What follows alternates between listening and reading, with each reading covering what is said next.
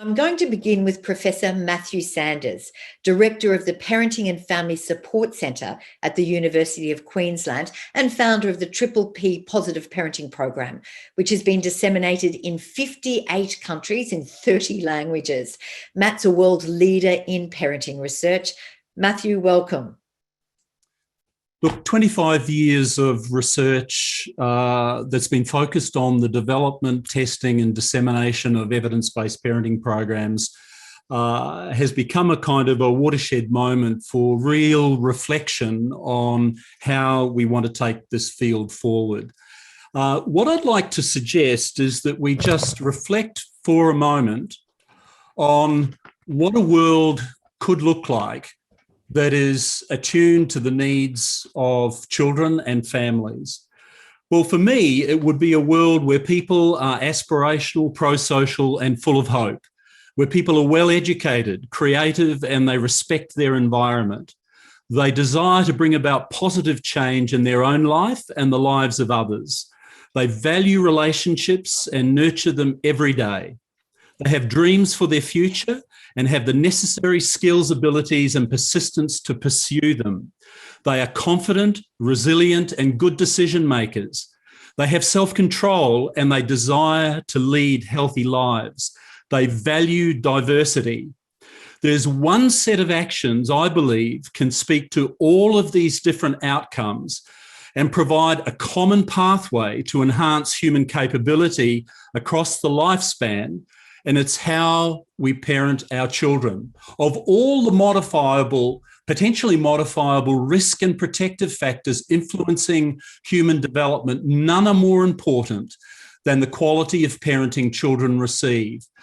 The Sustainable Development Goals create a huge context and an opportunity for parenting researchers and program developers to seriously think about the way in which our efforts to educate parents can influence the different sustainable goals. Unfortunately, the 17 goals, the 196 targets, the 232 indicators, 44 of which relate to children, are relatively silent about the role of parenting.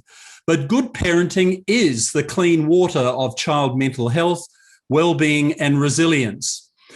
Quality parenting programs have been shown to influence a very diverse range of outcomes, ranging from healthy early brain development right through to the moral values and the moral development of children.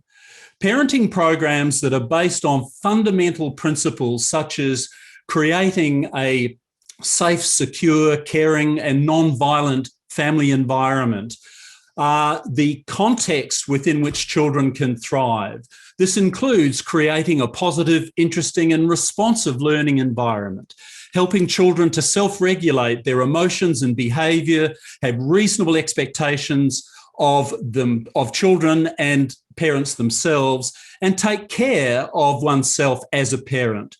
There are many benefits for both children and parents when parents are parenting their children using these fundamental principles. They're more positive, they're less coercive, there's often improved relationships with their children, they have greater confidence and self-efficacy, improved mental health and well-being, there's less family conflict, there's better teamwork in the home, and for parents in the paid workforce, there's better work-life balance.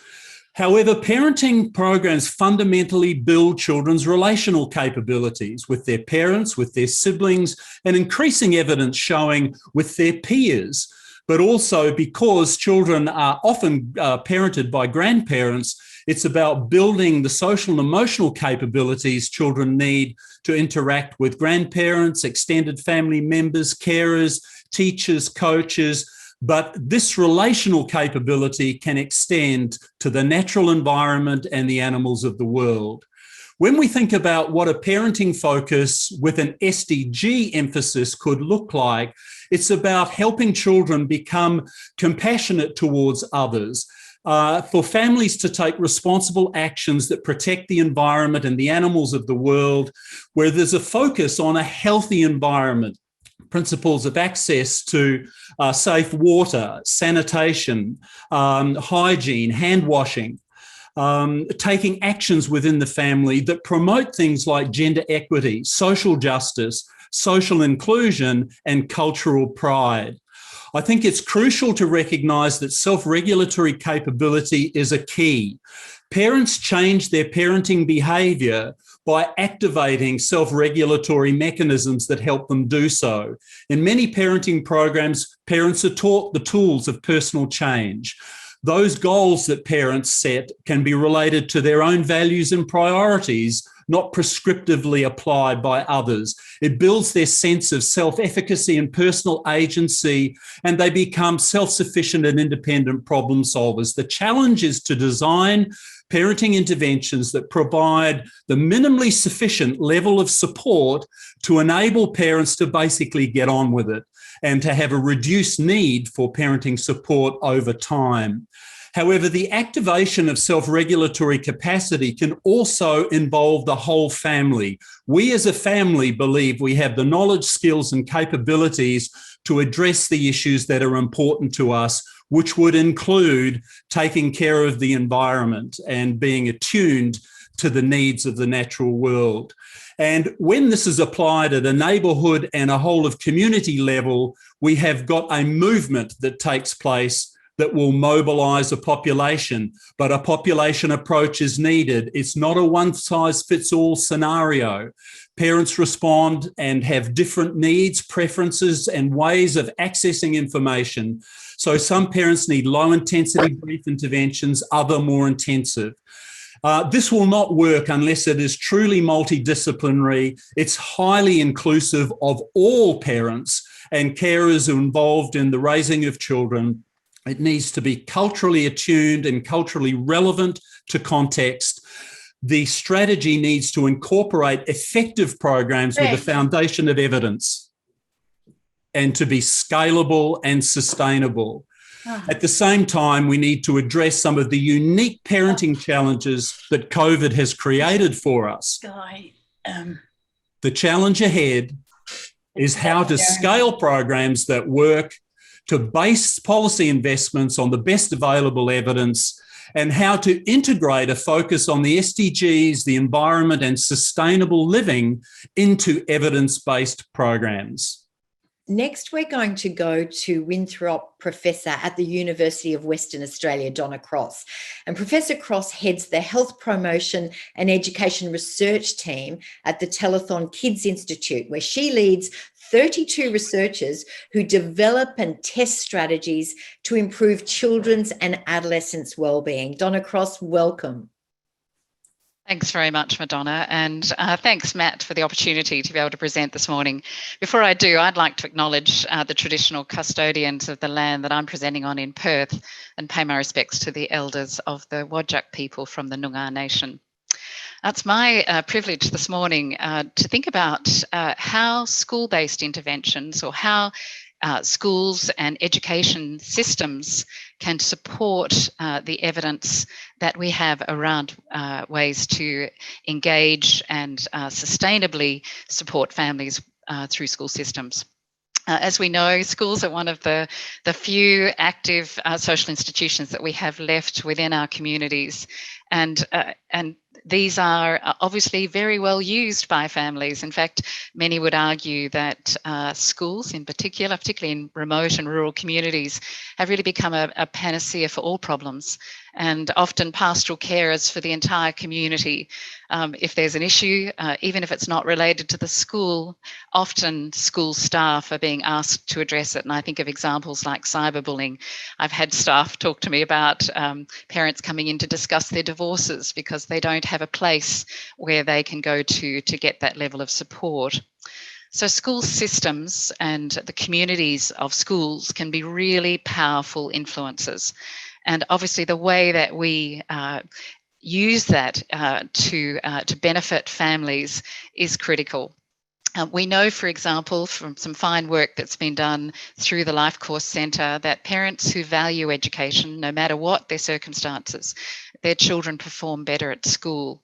and that if we are able to get parents to engage effectively, then we'll have much more success. And there's another piece of research that I think is really interesting and part of the framing that we might have around what role do schools play and what can school systems do. An amazing piece of research from Canada as part of one of the very large life course studies that talks about the power of the school to support children and to support families. This research showed that children who come from really challenging families, when they go into a school environment that's just good, doesn't even have to be great, that a school can make an enormous difference, almost the kinds of outcomes that they might have received from a supportive family. But similarly, if children come from families that are functioning well and go into a really dysfunctional school, schools can have similar amounts of harm. So we know that schools and the communities that form part of schools can be incredibly powerful. And I think we have a really interesting period of time upon us currently as we think about COVID and the ways that COVID has influenced schools. And I think to some extent, our research has certainly shown that schools are both closer and further away from families than they've ever been, in the sense that families have been, or schools in fact, have seen inside family homes as children have been learning from home. Schools have been co-teaching with parents, and parents are getting to see learning materials that perhaps they might otherwise have not seen, having conversations with teachers they might otherwise have not done, and being engaged in learning online with their children. But they're also further away because as COVID continues in our communities, we know parents are not allowed in classrooms and not allowed in schools. Mm-hmm. So the opportunity to engage has limited, often stopped at the gate as part of what we would expect. And of course, the inequity that's come with COVID, the opportunities that we have to address and support families and the fairness that is required is absolutely critical. So our research, in summary, thanks Madonna, is that we need wholesale system and policy change that is helping schools to take action where they're trained to know how to engage families and are able to do it from a womb to tomb engagement approach. Can I now introduce Professor Daryl Higgins? He's an expert in child maltreatment prevention and director of the Institute of Child Protection Studies, the Australian Catholic University. Professor Higgins, a big warm welcome. Thank you, Madonna. It's great to be with you. I'm coming from Wurundjeri land down here in Melbourne, and I pay my respects to elders past and present. An area of the Sustainable Development Goals that is of particular interest to me is the one around Goal 16, which is about ending violence. And of course, there's a number of the targets in relation to that particular SDG, as well as to other of the Sustainable Development Goals that do relate to ending violence. And I note in particular, SDG 16.2 target relates to ending abuse, exploitation, trafficking, and all forms of violence against and torture of children. And so in relation to that, the expertise that I would like to bring to the discussion today is around child maltreatment prevention and a public health approach to addressing the things that contribute to abuse and neglect. And of course, one of those is the availability of supports for parents to address what we might call ineffectual or harmful parenting practices.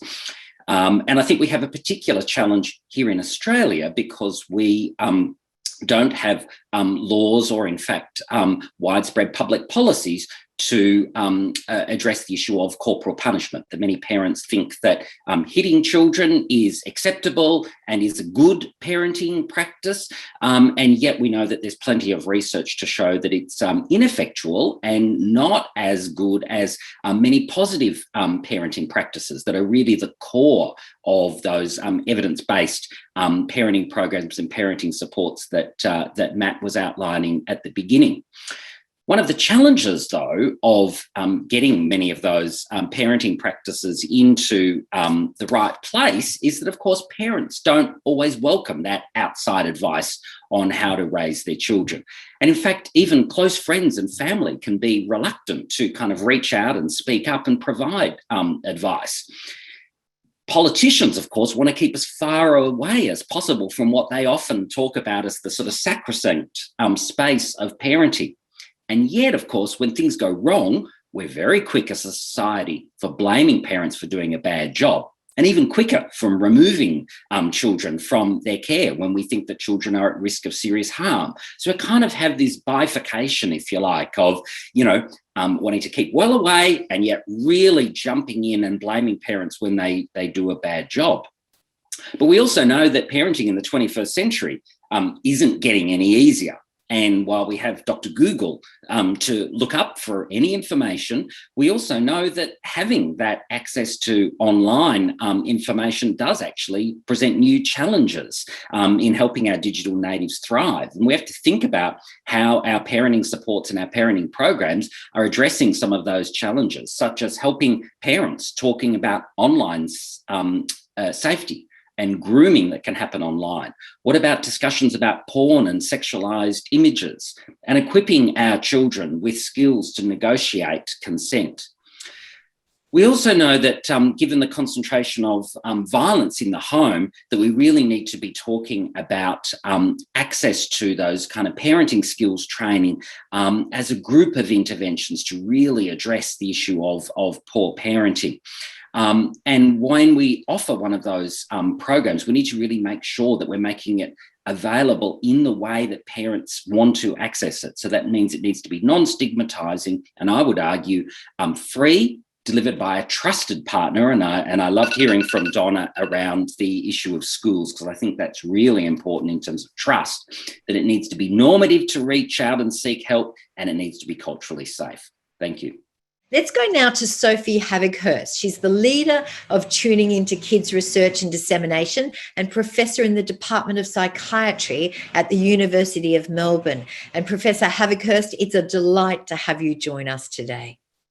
Thank you for having me along. It's a pleasure to be here. I'm actually on Dja Dja Wurrung land, and I want to pay my respects to elders past and present and emerging up in just outside of Melbourne. I guess I'm coming at this. I've spent the last 25 years now in developing parenting work that focuses on the emotional needs of children. And it was really interesting when I began training as a psychologist in prisons, seeing many people with significant mental health difficulties who had no capacity to understand and manage emotions. And I remember way back as a young trainee going, where do we begin to treat, to intervene? And then going, okay, it happens way, way earlier. And actually spent some time with Matt back in 1994 as a training psychologist. And it really became apparent to me, if we were going to better provide and address these problems, we had to work so much earlier, and parenting being so critical for doing this.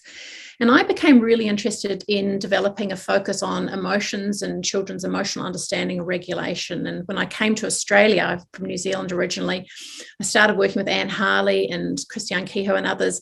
And we really started developing a program that was focused more on how parents would connect with children around emotions.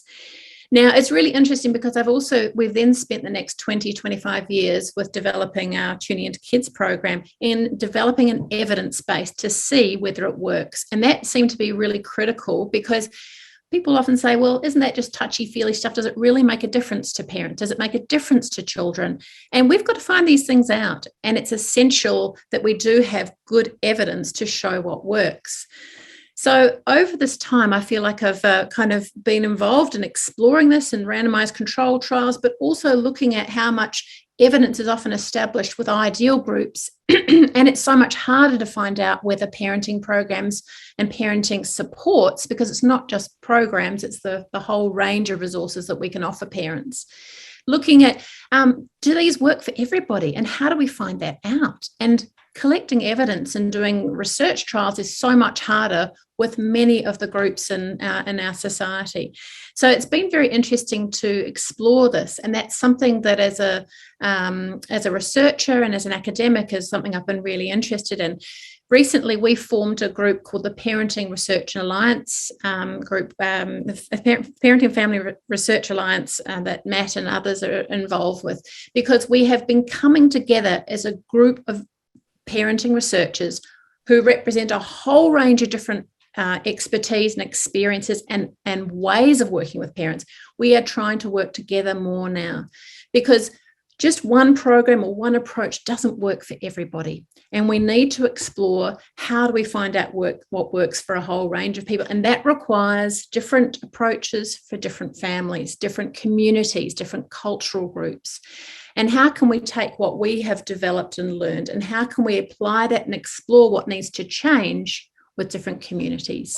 So I've been very interested in this, and it's been very important to, I think, work more collectively to try and address things, because as we have increasing challenges in this 21st century around little time for parenting, huge amount of material coming through the internet, we need to find ways where we can reach families so that parents can still learn to connect with their kids, to emotionally support their kids, to parent their children well. And that's been a big focus of my work in recent times. Thank you. Next, we're going to hear from Professor Sara Dolnichar. Sara is a leader in pro-social and pro-environmental behavioural insights and ARC Australian Laureate Fellow at the Australian Institute for Business and Economics at the University of Queensland. Sara, welcome. Thank you very much, Madonna, and thanks for the kind introduction. You didn't mention that I'm not a parenting expert. So you might ask, what is she doing here? So I've defined my role as a multi-purpose behavioral scientist. And from that perspective, I'm going to try to join to this interesting conversation. I've been very honored to participate here, because what I've learned as a behavioral scientist working with adults is that if I really want to change the world, I've got to do it with the help of families. I cannot actually do it with the adults. I've missed the window of opportunity to change the world with adults. So what's my research program about? My research program is about triggering more pro-environmental behavior among adults, among consumers. So I'm a big fan of the SDGs. I'm very strongly guided by SDG 12, which is about responsible consumption and production. And so I find the Sustainable Development Goals useful in giving me an aim to work towards, right? Within my behavioral science, I do all sorts of interesting things that fascinate me as a scientist. But ultimately, I try to achieve something and have some impact. So responsible consumption and production is really what's driving my research program. And as I say, the primary focus was adults. And I'll give you one example that convinced me that really it's all about families. If I could actually use families as the leverage point. There are a lot of experimental studies in the tourism context, because in the tourism context, people suddenly forget all their good habits, right? We go on holiday, we crank up the air conditioning in the hotel room, we ask them to replace the towels 5 times a day because we paid for it. Our mindset changes completely. So a lot of our work was about triggering, nudging good environmental behaviors in these really complicated contexts. And one of the things we tried to change is we wanted to reduce plate waste. Plate waste is when we go to a buffet and we can take whatever we want, and so we do, right? We fill up the plate as far as we can, and we don't eat it up. And that's a huge environmental problem, because all this food required water, electricity to be produced, to be transported, to be refrigerated, to be produced. And then if we don't eat it, it goes into landfill where it produces methane. So really, really big environmental consequences. So first we did some evidence-based research to figure out, is it actually a problem or is it not? And it is a big problem. About a third of what people take at a hotel buffet, for example, goes straight to landfill. A third. I mean, it's unimaginable. All right, and then we set out to do some experiment to try to change that behavior. Now, what we found when we analyzed where that plate waste is generated is that the biggest dealers are families, right? Now, I'm not judging them. I'm not saying that's very naughty. It is totally human. I have 2 kids. I go to a buffet. I'm exhausted, right? I wanted to sit down, have a cup of coffee. In the meantime, of course, the kids go totally wild at the buffet, grab everything that looks like chocolate, and have no chance whatsoever of eating. So we went and we said, let's design something specifically for families. And what we designed, you as parenting researchers will not be impressed with because it's so very trivial, but it's a stamp collection book. So we had a little paper stamp collection book that the families got it at check-in. And so for every dinner buffet where the entire family ate up what was on their plates, they got 1 stamp. And if they got a stamp for every single day in the hotel, they got a little prize at checkout. It was just remarkable. Not only did we reduce plate waste by 38%, And it's actual plate waste. It's not a survey study. We measured plate waste in grams. So we really did reduce plate waste quite substantially. But to us, it was also really interesting to see the family dynamic that was unfolding there, because the kids were just loving it. For them, it was just a game. So it actually made the holiday even more exciting than it was before the game was introduced. And for the parents, it became really a reinforcement. It was a support mechanism for what they have been telling the kids at home anyway. So it wasn't clashing with the family dynamic. It was reinforcing the mantra that was already introduced at home and reminding the entire family of this.